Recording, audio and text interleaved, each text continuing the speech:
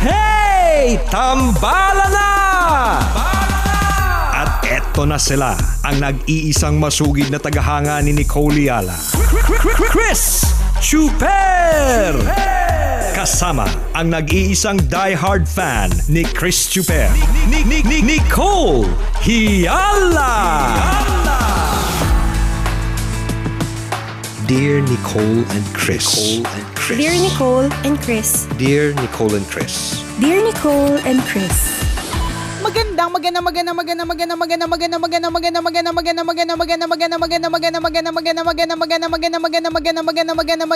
morning! Luzon, Visayas at Mindanao, Metro and Mega Manila. Hi, partner! Mukhang talaga namang masaya ka ngayon Bakit kaya?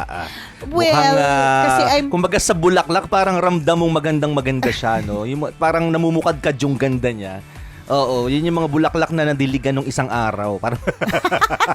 Parang gano'n yung dating. Alam mo, kinakabahan ako sa'yo Kasi pag pumupuri ka ng ganyan, may dahilan yan Hindi naman sa tinutokso mo lang ako kulang pa ba yung pera, partner? Mangungutang ka ba?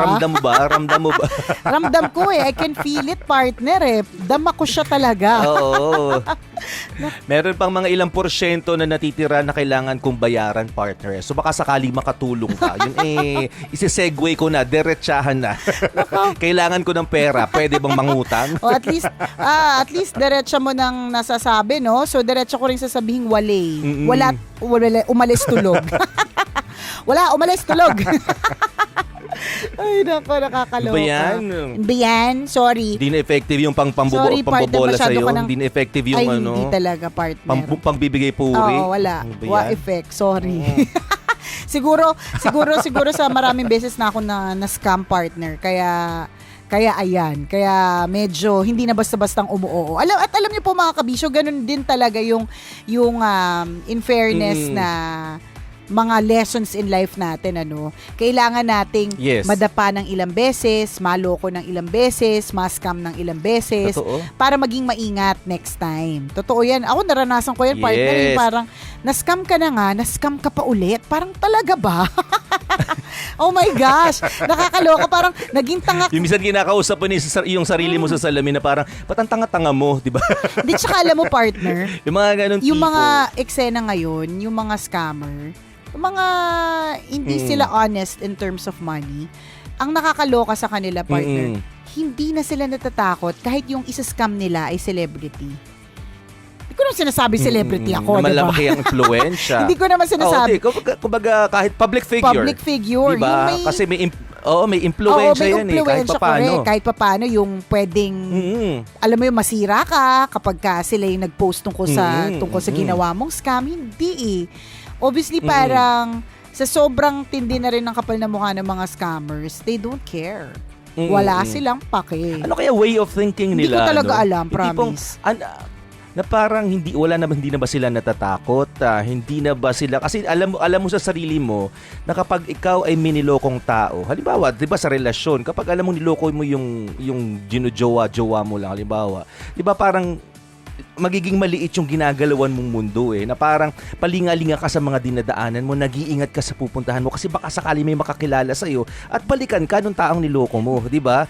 Paano ito kung malaki ang scale, pera, scam, 'di ba? Business. Tama ka sa tanong mo na yan, partner, na ano yung tumatakbo sa isip nila? Bakit sila ganun mag-isip? I mean, may pumitik na ba talaga sa utak nila? Bakit sila ganun? Alam mo yung parang anong satisfaction? Oo, 'di ba? Or sakit. Kasi pag gagawa ka dapat masaya ka. Correct. Or sakit ba yun? Saltik, sakit, ganun. Kasi partner ako na naranasan ko yan, yung tipong pinapasok mo pa sa loob ng bahay mo, tipong na-cuddle yung mga anak mo. Alam mo yun, nayakap yung mga anak mo, napaglaro sa mga anak mo. Inasikaso mo, pinakain mo. Alam mo yung ganun, tapos nagturingan kayong magkaibigan. Tapos sa huli, isa-scam ka pala. Alam mo yun, yung parang ginawa niya pala yung mga ways na yun na maging close sa'yo para i-scam ka. Tapos ikaw naman, bilang so trusting, in Tagalog, so tanga, Bakit kaya no pagka English parang masarap pakinggan pero or okay lang pakinggan pag Oo. tinagalog mo ang sakit talaga tagos sa puso hanggang balon-balunan kung meron ka man.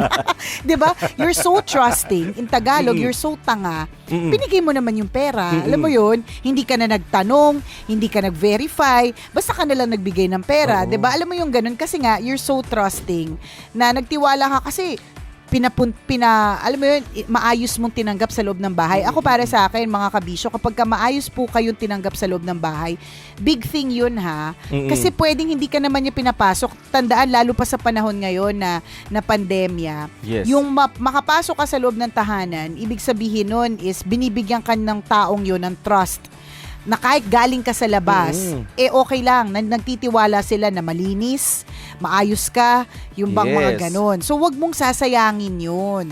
Yung mga ganyan. At tama kasi Correct. sinabi mo, Tsaka- partner, na liliit yung mundo. Eventually, liliit yung mundo mo. Meron nga ako kakilala, partner, skinam kami. Umalis na lang ng village. Kasi alam niya, liliit yung mundo niya.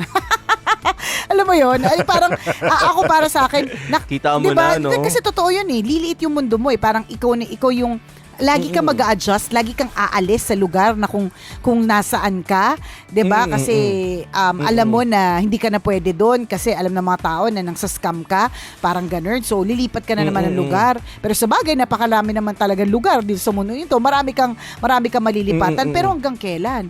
Lalo pa kung halimbawa hindi lang ikaw Tama. ang inaasikaso mo, kung meron kang pamilya na laging mga kasama, 'di ba? Ano 'yun? Lagi silang na-uproot every time na ikaw ay nang sa scam ng ibang tao, a-uproot mo yung buong Oo. pamilya mo na nakapag-adjust na sa community, nakapag-adjust na dun sa lugar, Totoo ganun. yun. Aalis kayo ng aalis kasi scam ka ng scam. Hanggang kailan? At tama ka dun sa tanong na, Totoo ano yun. tumatakbo sa isip mo? Tao ka ba? Ano yung, O di ba? hayop. May konsensya ka pa ba? Di ba? Para may konsensya ka pa ba? Di ba? Kasi kaya nga, di ba, masarap magtrabaho, masarap gumalaw kapag alam mong tama yung ginagawa mo or masaya, di ba? Napasaya mo yung tao, napasaya mo yung mga kausap mo. Kumbaga, lahat na ginawa mo ng tama, masaya yun eh. Matutulog ka ng maayos nun eh. Pero paano kaya pag ikaw yung tipo ng ganyan, ng scam ka, alam mo sa buong maghapon, pag binalikan mo lahat ng ginawa mo simula umaga hanggang gabi, bago ka matulog, di ba? Nakakatulog ka pa ba? Hindi ka ba nababagabag ng konsensya mo? At kung araw-araw mo itong ginagawa, di ba? Hindi ka ba nakakaramdam ng takot Correct. para sa sarili mo at para sa mga Totoo mahal mo sa yan. buhay? Totoo. Di ba? Parang, okay, kung may nanay ka, may tatay ka, may anak ka, may kapatid ka, hindi ka ba natatakot para sa kanila din? Di ba? Kahit ikaw, hindi na sa sarili mo, para sa mga mahal mo sa buhay. Di ba? Paano pag ibinalik sa'yo nung taong pinagkakaatrasuhan mo? Tama. Paano At kung hindi- ibinalik sa'yo ng pagkakataon? Correct. At nung hindi lang sa'yo, sitwasyon? mabuti kung ikaw lang yung titirahin. Paano kung, alam mo yung paano kung yung sinascam mo, saktong nahanap mo yung katapat mo. Ibig sabihin, Totoo yun. ibig sabihin, itong taong to na skinam mo, na akala mo mauuto mo, itong taong tong pala, pwede kang tirahin. Ibig sabihin, may means para saktan ka. At mabuti kung ikaw lang yung sasaktan. Paano kung ang sasaktan, pamilya mo, anak mo, oh my God, di ba? Totoo. Yun yung pinakamasaklap sa lahat. Anak mo, yung mahal mo sa buhay yung titirahin. Tsaka, most importantly, para sa ating mga Katoliko partner, naniniwala na may langit, may lupa, may impyerno. May impyerno. Oo, totoo. Saksak puso, tulo ang dugo. Oy, 90s kids, nakarelate. Yung mga hindi nakarelate, palibhasa, rich kid kayo, hindi nyo alam. Oo, hindi nyo na-experience yung mga kasi larong kayo, kalye. correct, Kaya diba? hindi nyo alam. RK kasi. Anyways, diba? Parang, para sa ating mga Katoliko na alaman langit, alaman lupa, alaman ng impyerno, diba?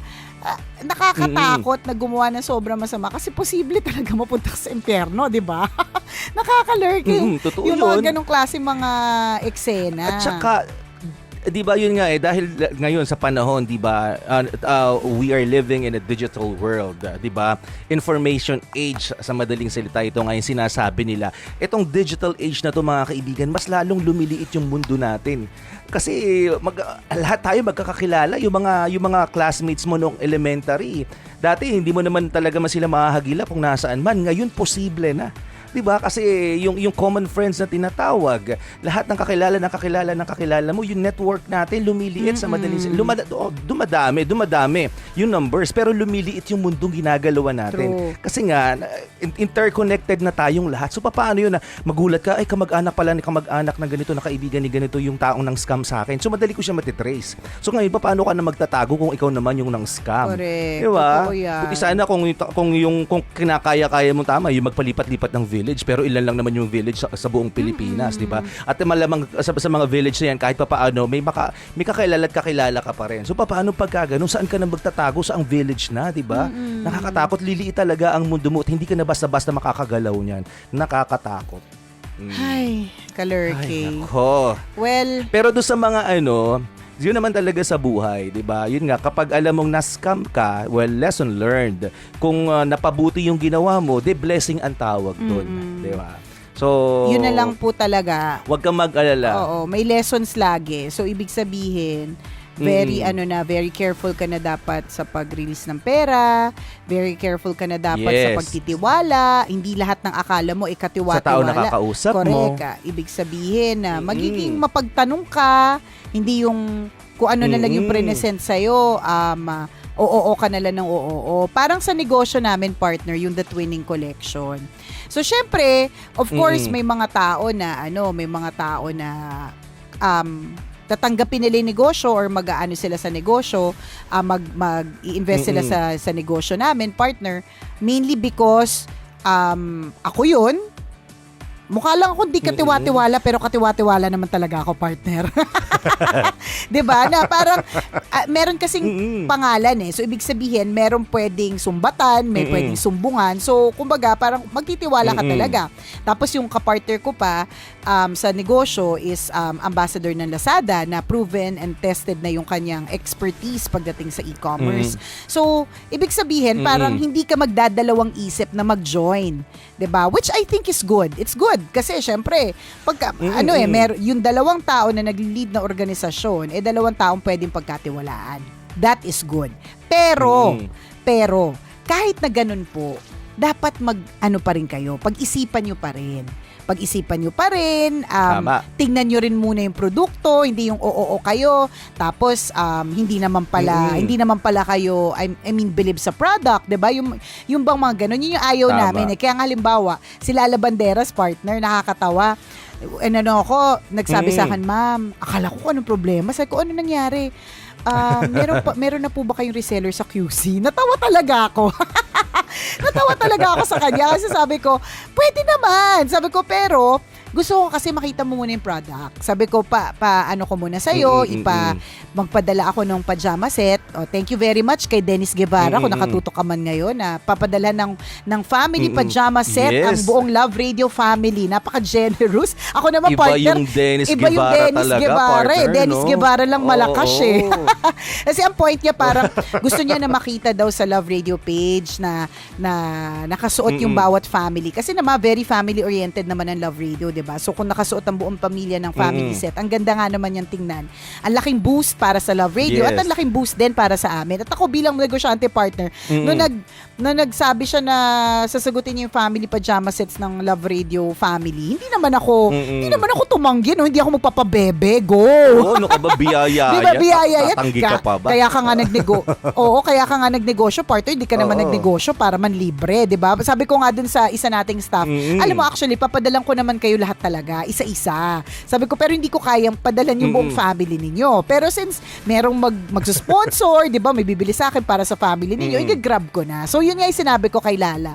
Sabi ko, hintayin mo na mabigay ko sa iyo yung family set, yung pajama, tingnan mo yung tela, tingnan mo kung gusto mo. Kasi ibig sabihin, kasi kailangan hawak mo rin yung produkto eh. Di ba nga, beauty products. Bago ka magbenta ng beauty products, kabisyo, hindi porke yung endorser niyan, kakinis-kinisan na artista, go ka na agad. Siyempre, itry mo din muna sa sarili mo o itry mo muna sa mga tao sa paligid mo bago ka mag-go. Kasi baka mamaya, nagtitiwala ka lang doon, hindi ka naman sure. Kailangan kasi sa negosyo sigurado ka sa ano mo, sa product mo na tipong kaya mo siyang ipagtanggol. Yung mga ganun, 'di ba? Tama. Tsaka kasi pag may mga inquiries sa yung tao, dapat alam mo din yung True. sasagot mo kasi you yourself Correct. na-experience mo yung paggamit ng produkto. Hindi ka pwedeng, 'di ba, may nagtanong sa iyo, teka, babalikan kita, tatanungin ko yung may-ari. Oo. 'Di ba? Paano nakakaganda ba talaga yung stringent na bibilhin ko sa iyo? Teka lang, tatanungin ko yung may-ari, 'di ba? Hindi naman pwedeng ganoon. So dapat ikaw alam mo din yung sasagot mo kasi ikaw mismo na-experience mo yung benefits ng paggamit ng produktong Tama. yun, kung ano man yung binebenta mo. Correct. So tama naman yun. Tama talaga So yun. bibigyan mo kami ng sample, partner, pag nag-decide ako na mag-resell din dito sa Makati. Ano muna, so yun din na sasabihin ko sa'yo, partner. Alam ko naman na mukha lang ako katiwa-tiwala, pero alam mo naman talagang hindi. Charot. Pagka halimbawa bigla kang magsabi sa akin ng ganyan, gusto mo maging distributor, ang sasabihin ko muna sa'yo, partner, tingnan mo muna yung product kung gusto mo. At kung sa tingin mo, makakabenta ka ba dyan dun sa area mo, 'di ba? Kasi yung mga yung mga iba, halimbawa may kakilala ko, partner, ang negosyo nila ay tapsilog. For some reason, nakaka-resell siya. May mga reseller siya ng tapsilog. So, kalain mo lahat na pwede ma-resell ngayon. So, basta-basta na lang sila. Tapos, nung pagdating sa kanila ng tapsilog, yung tapa maliliit, mga 4 na pieces. Eh di syempre, di ba? Parang, kasi naman, hindi mo muna tiningnan. Tapos, magrereklamo ka. Hindi ka naman pinilit. 'Di ba? Hindi ka naman pinilit dito. Tama. Tsaka alam mo, partner, yung isa Correct. ko ring isang na-realize ko sa pagnenegosyo. Ang Pilipino talaga, siguro hindi na talaga nawala-wala yung colonial mentality. Yung colonial mentality yes. na feeling nila kapag ka made in the Philippines, dapat mababa yung presyo kasi galing lang naman sa Pilipinas. Alam mo yun, parang dapat mababa lang to kasi galing lang naman sa Pilipinas. Ang mamahalin lang na pwede yung mga galing sa ibang bansa. Pero hindi nyo po ba alam para sa dagdag kaalaman din ng lahat, na marami po mga produkto na nasa ibang bansa nagawa po sa Pilipinas. Pinapalitan lang po nila ng etiketa or nilalagyan lang po nila ng etiketa. And that is the truth. Balik-balik lang sila. That is the Kukunin truth. dito dalhin doon, ibabalik sa atin sa mas mataas na presyo. Correct, totoo yan. Diba? Kasi first-hand experience na ng kakilala ko, partner, na yung factory nila gumagawa ng baby dresses. So, yung mga baby dresses, ginagawa sa Las Piñas, partner. So, itong mga baby dress na ito, ipapadala sa US. Pagbalik dito sa Pilipinas, may etiketa na made in the USA. Tas mas mahal na. Di ba? Okay, tama Correct, di ba? Ganyan. Oo. So, parang Tanda yun nung gumawa. Nilagyan niya ng mark yun. Pinirmahan niya yun ng pasikreto sa loob ng damit. Hindi nyo lang napansin. Tama. Kaya napagtanto niya. Di ba? Ebidensya. Ito yung ginawa ko nung 1 linggo. Correct. Bumalik din sa akin. Pero ba't mas mataas na ang Correct. presyo? Kasi nga, ang mga Pilipino may ganong mentalidad na parang pag galing sa ibang bansa, pwedeng mataas. Para may rason kung bakit mataas. Diba? Which I think, siguro naman, kasi isipin mo, balik-balik, pamasahin nun. Kaya siguro tumaas. Balik-balik, isipin mo, galing Pilipinas, pumunta ng US, bumalik ko ng Pilipinas, ang taas ng pamasahe. Pero ibig sabihin, may ganun tayong colonial mentality. For example, yung mga produkto namin, partner, galing sa Taytay. Ang Taytay, partner, yata ay ang textile capital of the Philippines. Kapag ka pumunta ka sa Taytay, kahit maliit na bahay sa Taytay, partner, may sewing machine.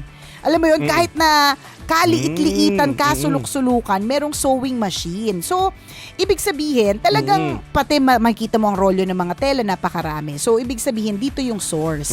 Pero porke ba dito ang source? Ibig sabihin nun, hindi siya pwedeng medyo i-level up yung presyo. Anong gusto nyo po? Sa Bangladesh po galing? Ganun? Iran? Iraq? Bahrain? Diba? Yung bang gano'n na parang mababa ba yung pagtingin mo sa lugar? Kung kaya't ang feeling mo dapat sobrang baba. Ang di nyo po alam, ang kunyari, sapatos na galing na Marikina, kukunin sa Marikina kasi Marikina ang source.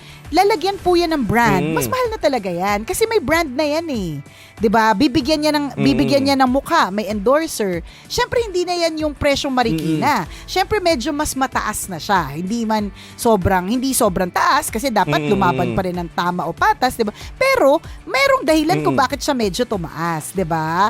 Wala lang yung mga Pilipino lang nakakalungkot na parang galing lang naman sa ganyan, dapat ganito lang yung presyo niyan. Okay. And at saka, tama naman yung sinabi mo, partner, parang to add to that, yung colonial mentality, ano tayo masyado tayong believe na believe sa produkto ng ibang lahi. 'Di ba na parang pag alam nating pinadala sa atin galing sa ibang bansa, as in wow talaga, na parang dededbahin na natin yung local products natin. 'Di ba ganun tayo Pag sinabing wow, social, galing US yung pabango, wow, galing Japan yung yung gadget, 'di ba? Parang ganun. Totoo din naman, may quality naman talaga yung mga produktong yun. Pero wag naman sana nating i-disregard din yung quality na meron din tayo. Yung mga produkto na meron din meron tayo na talaga namang world class din yung quality. Yun yung isa sa hindi maganda sa colonial mentality na meron tayo. 'Di ba na parang mas believe tayo sa produkto na galing sa ibang bansa. Pero kung tutuusin, tama yung kanina pa namin in-explain. Yung ilang mga produkto nitong yan galing din dito sa Pilipinas, iniikot lang, True. export import, pero balik din dito sa atin, 'di ba? Correct. Gawang Pilipino pa rin yan. Tama. Mahalin po natin ang sariling atin. Let us support local. It's about time that we do that, Kabisyo. Kasi lalong-lalo na sa panahon ngayon na lahat naghahangad na magkaroon ng negosyo. So, suportahan po natin lalo yung mga maliliit na negosyo. So 'di ba? Tama. Kasi tandaan mo, Support local. correct while you are supporting a local business, while you are supporting a small business, yung pamilya na sinusuportahan mo is actually doing a happy dance. Happy dance. Happy dance. 'Di ba? Nag-happy dance sila kasi habang sumusuporta ka sa kanila, meron silang makakain, meron silang pangbili ng load, pangdagdag sa online class ng data. Ganun yung suporta. Tama. Support our own, mga kabisyo. Marami din tayo mga produktong talagang magaganda rin. 'Di ba? World class, Correct. pang international, sabi True, nga. lalo at walang halong eklavu. Maraming salamat, Kabisyo, sa pagtutok sa amin ngayong araw na ito. Mamayang 9:00, isa na namang kwento mula sa ating Mahiwagang Burnay ang ating mapapakinggan, kaya't inyong pakaantabayanan. Gotta go, mga Kabisyo. Muli ako po si Nicole Ayala, At ako naman si Cambio King Chris Chuper. na nagpapaalala, una magdasal ka para mabuhay ka. Pangalawa, mag-face mask ka para mabuhay naman ang iba. Yon! Always your number one SM radio station.